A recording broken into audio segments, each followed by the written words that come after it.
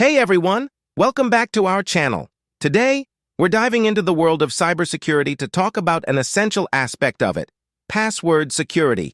Understanding the types of password attacks can help you better protect your online accounts. Let's get started. So, why is password security so crucial?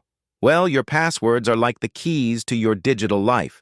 They protect your sensitive information, and a breach can have severe consequences. Let's explore some common types of password attacks that cybercriminals may use. Brute force attacks. First up, we have brute force attacks. In a brute force attack, hackers try every possible combination of characters until they find the correct password. This method can be time-consuming, but it's effective if the password is weak or easily guessable. 2. Dictionary attacks. Next on the list is the dictionary attack. Unlike brute force attacks, dictionary attacks use a predefined list of common words, phrases, or passwords. Cybercriminals essentially try each word in the dictionary until they gain access. This is why it's crucial to avoid using easily guessable passwords. 3. Credential stuffing. Ever use the same password across multiple accounts? That's where credential stuffing comes into play. Hackers use usernames and passwords leaked from one service to gain unauthorized access to other accounts, where users have reused the same credentials. Now that we've covered some common types, let's discuss how to protect yourself from falling victim to these attacks. 4.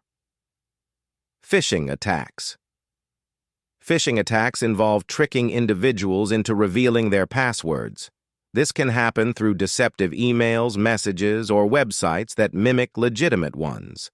Always verify the authenticity of the websites you're providing your login credentials to. 5. Shoulder surfing. A more low-tech but effective method is shoulder surfing. This involves someone literally looking over your shoulder as you type your password. It's a reminder to be vigilant in public spaces and shield your password entries. 6. Man-in-the-middle attacks. Lastly, we have man-in-the-middle attacks.